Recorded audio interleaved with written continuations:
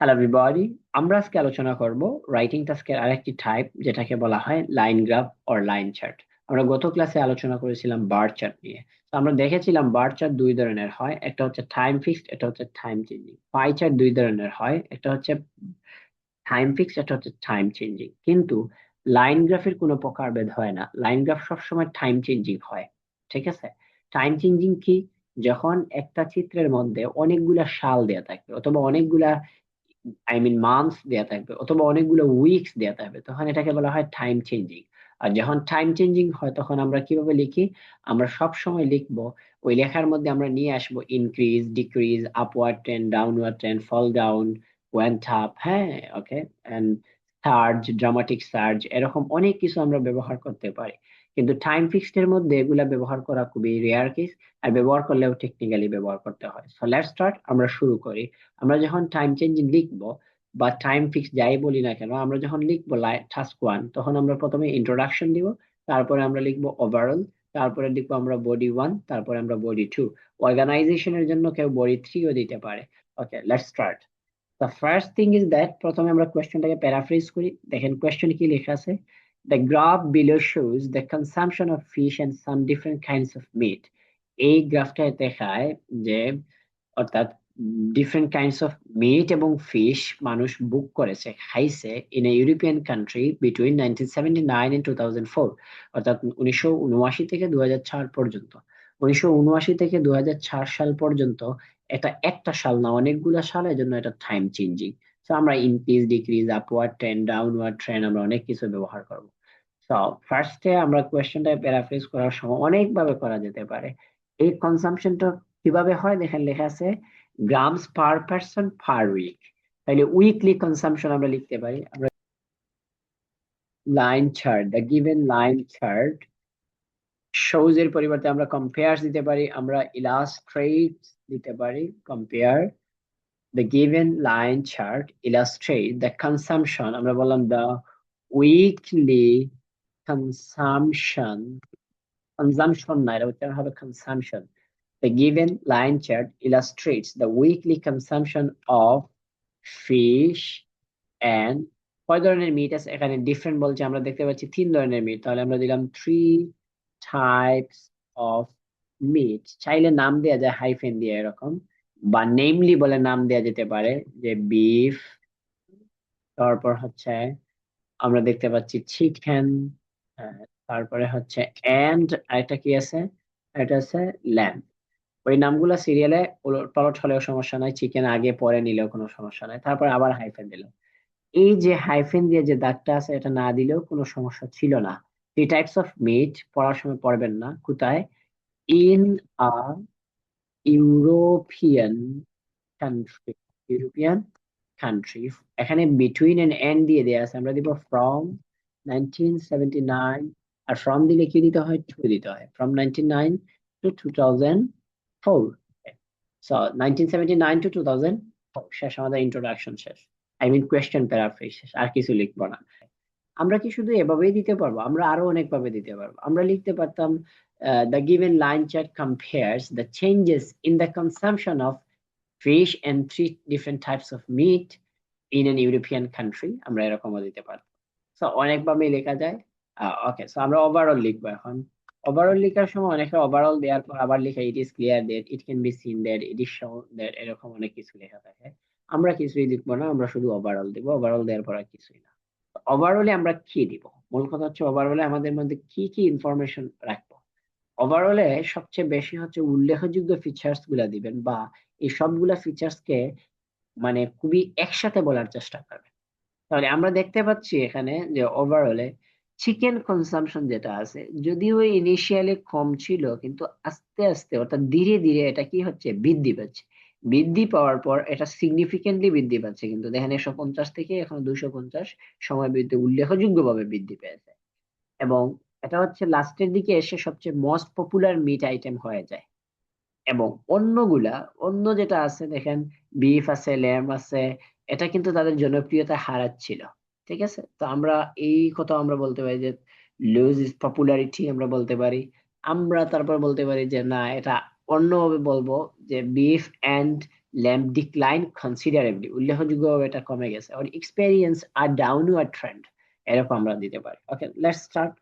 আমরা লিখবো chicken consumption rose significantly.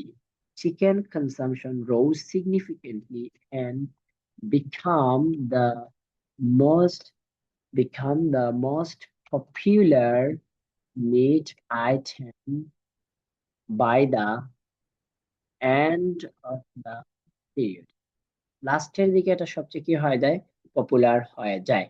এবং অন্যদিকে যে দুইটা আছে আমরা দেখতে পাচ্ছি বিফ এন্ড তারপরে হচ্ছে ল্যাম্ব, এই দুইটা কিন্তু কমা শুরু করছে। তাহলে আমরা একটা হাউ এভার শব্দ ব্যবহার করতে পারি, হাউ এভার, অথবা হোয়াইল দিতে পারি, হাউ এভার। সেমিকোলন দিয়ে হাউ এভার দিচ্ছি, এটা হচ্ছে আমরা একটু পাংচুয়েশনে মার্ক পাবো, এই জন্য আমরা দিলাম how ever.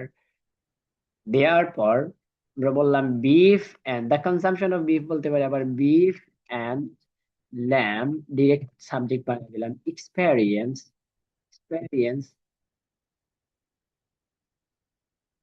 a downward trend, এটা হচ্ছে ডাউনওয়ার্ড ট্রেন্ডের দিকে যাচ্ছে, অথবা আমরা ডিক্লাইন সিগনিফিকেন্টলি বলবো। ঠিক আছে, ফুল স্টপ দিয়ে দিলাম, শেষ। এখন তারপর হচ্ছে আমাদের যে ফিশটা আছে, আমরা এটাও চাইলে ইনক্লুড করতে পারি, দিলে আমরা দিলাম যে কি ফিশ কনসাম্পশন, ফিশ দেওয়ার পর সাবজেক্ট দিলাম না, on fish consumption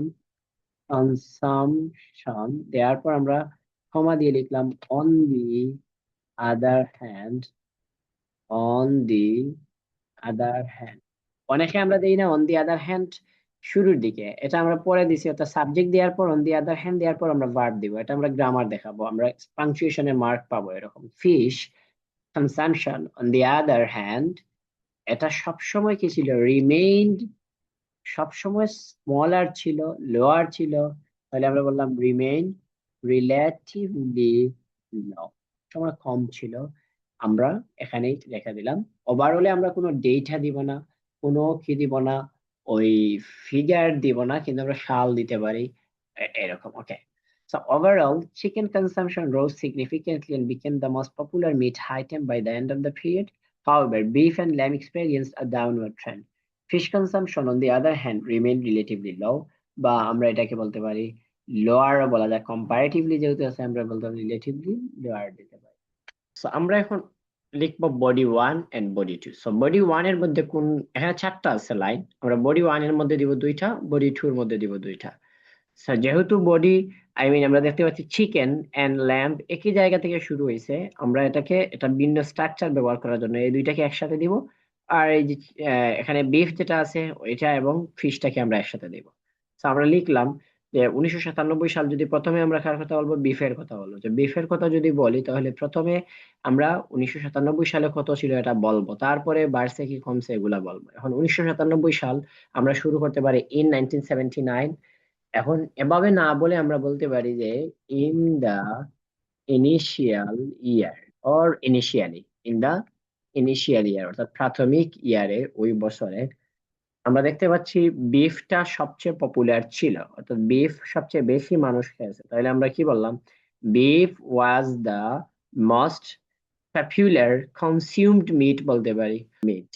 beef was the most widely consumed meat at approximately কততে আছে, at approximately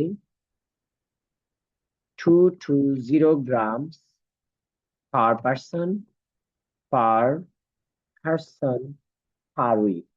তাহলে পার পার্সন পার উইক, আমরা বারবার পার পার্সন পার উইক দেওয়া লাগবে না, একটাই দিলে হবে। যে in the initial year beef was the most widely consumed meat at approximately 220 grams per person per week, এটা তো ছিল। তারপরে আমরা দেখতে পাচ্ছি যে এটা কিন্তু কমছে, আবার বাড়ছে, আবার কমছে, আবার তারপরে এরকম ইকুয়াল ছিল, তারপরে আবার কমা শুরু হয়েছে। তো আমরা এত কথা বললে তো ওয়ার্ড অনেক বেশি হবে, কি করবো, যে আমরা বলতে পারি যদিও কিছু উঠানামা করেছে কিন্তু ওভারঅল ট্রেন্ডটা কি হয়েছে, কমেছে, সিগনিফিকেন্টলি উল্লেখযোগ্যভাবে কমেছে, ডাউনওয়ার্ড ট্রেন্ড হয়েছে, এটা আমরা বলতে পারি। তাহলে আমরা যদিও উঠানামা করেছে, তাহলে আমরা ইংলিশ কি দিলাম, যে অলদো, উঠানামার ইংলিশ কি, ইট, অলদো ইট ফ্লাকচুয়েটেড, হ্যাঁ, ফ্লাকচুয়েটেড, এটা ফ্লাকচুয়েট করছে স্লাইটলি, কখন স্লাইটলি ফ্লাকচুয়েট করছে?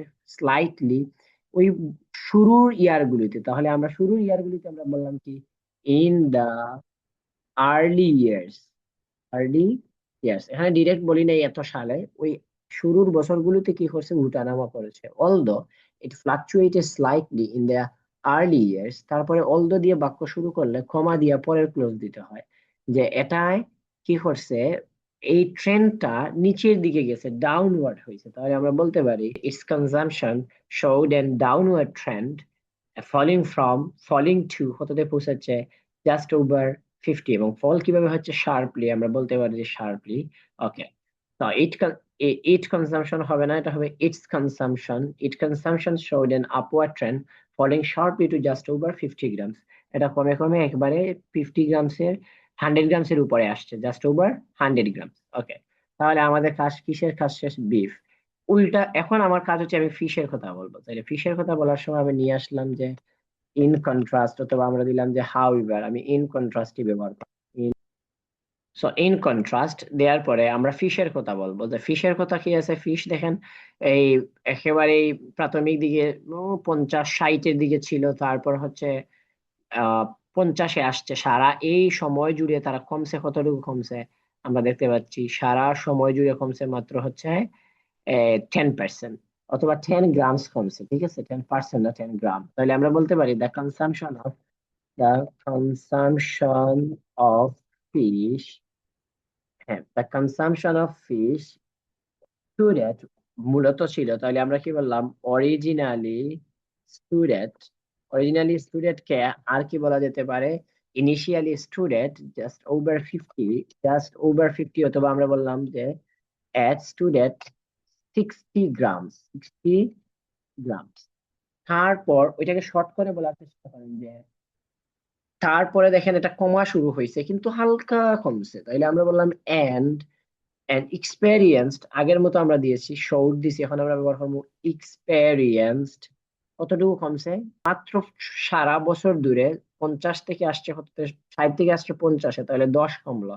তাহলে আমরা বললাম in contrast the consumption of fish originally stood at 60 grams and experienced a fall of 10 grams, 10 grams over the period, সারা সময় জুড়ে। সো এটাই আমাদের কি কি শেষ হয়েছে, ফিশ শেষ হয়েছে, আর কি শেষ হইলো, আর হচ্ছে আমাদের বিফ শেষ হয়েছে। এখন বাকি যে দুইটা আছে আমরা এই দুইটাকে একসাথে দিয়ে দিব। ওকে, তাহলে এটা গেল বডি 1। এখন আমাদের কাজ হচ্ছে কি লেখা, বডি 2 লেখা। ওকে, বডি 2 তে আমরা যেটা করব, আমরা লিখবো এখানে হচ্ছে চিকেন এবং ল্যাম্বের কথা বলবো। চিকেন এবং ল্যাম্ব ওই দুইটার কথা আমরা বডি 2 তে বলবো। বডি 2 তে শুরু করার সময় প্রথমে আমরা দেখতে পাচ্ছি ইনিশিয়ালি এই দুইটা ফিগার সমান আছে। তারপরে দেখেন ইনিশিয়ালি হচ্ছে দুইটা ফিগারই 150 গ্রামে আছে, 150 গ্রামে। তারপরে একটা বাড়া শুরু হয়েছে, একটা কমা শুরু হয়েছে। So, আমরা দুইটা শব্দ আপনাদের শেখাবো, যেটাকে বলা হয় ফরমার আর একটাকে বলা হয় ল্যাট। ফরমার মানে হচ্ছে আমি যখন চিকেন এবং বিফ ল্যাম একসাথে বলবো, তখন যদি চিকেন শব্দটা আগে ব্যবহার করি তাহলে ফরমার হইলো চিকেন, আর ল্যাম হচ্ছে ল্যাটার।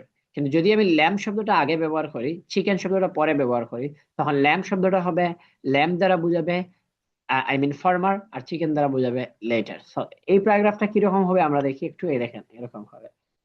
প্রথমে দুইটাই সমান ছিল, এজন্য আমি লিখেছি the figures for lamb and chicken were initially around 150 grams, অর্থাৎ 150 গ্রাম ছিল প্রাথমিক দিকে এই দুইটা। তারপরে একটা হোয়াইল এর ব্যবহার করলাম, কানেক্টর ব্যবহার করে বললাম the former began to decrease. ফর্মারটা, ফর্মার কোনটা এখন এটা বুঝবো কিভাবে, ল্যাম্প হচ্ছে প্রথমে ব্যবহার করা হয়েছে, তার মানে এটা হচ্ছে ফর্মার। তাইলে ল্যাম্প কমা শুরু হয়েছে, এর জন্য বলছি দ্য ফিগার ফর ল্যাম্প না বলে বলছি the former began to decrease steadily, ধীরে ধীরে কমা শুরু হয়েছে, ফ্রম 150 গ্রামস, এবং কততে পৌঁছেছে, টু রাফলি 60 গ্রামস ইন 2004 অর বাই 2004। আমি একবার দিয়েছি সাল, তো আমার দেয়া লাগবে না, হ্যাঁ। ওকে, তারপর হচ্ছে এটা আলাদা আমরা দিয়ে দিলাম। তারপর উল্টা দিকে যেটা দেখেন আমি বলছি এটা কমছে, এটা বাড়ছে। এখন চিকেন বাড়ছে, চিকেনটা এখন পরে মেনশন করছি এই জায়গার মধ্যে, এই লাইনের মধ্যে, এজন্য আমি দিয়েছি দ্য লেটার। দ্য লেটার আগের বার দিয়েছিলাম শো, তারপরে এক্সপেরিয়েন্স, এখন দিয়েছি witness. The latter witnessed a dramatic surge. হ্যাঁ, এটা বাড়া শুরু করেছে, এন্ড এখানে দেখেন বাড়া শুরু করার পর এখানে ওভারটুক করছে। ওভারটুক করছে কাকে? বিফকে। এন্ড বললাম, এন্ড ওভারটুক বিফ বলতে পারি, অথবা বলতে পারি দ্য ফিগার ফর বিফ। ওকে, তা আগের বার যেহেতু আমি চিকেন দিছি, এখন ফিগার ফর বিফ না দিয়ে আমি শুধু কি দিলাম? বিফ দিলাম। যে ওভারটুক বিফ ইন 1989, 1989 সালে ক্রস করছে। ক্রস করার পর এন্ড রিচড, আর সিএইচডি, রিচড অ্যাবাউট 250 গ্রামস বাই 2004। এই রিস্টের জায়গায় বলতে পারেন যে ফিক্ট, ফিক্ট এট, এরকমও দেওয়া যেতে পারে, fixed at, fixed at about 250 grams by 2004। So এটা হচ্ছে আমাদের body two, and that's it. আশা করি আপনারা সবাই বুঝতে পারছেন, এবং পরের ভিডিওতে দেখা হবে ইনশাল্লাহ। থ্যাংক ইউ, সবাই ভালো থাকবেন, সুস্থ থাকবেন।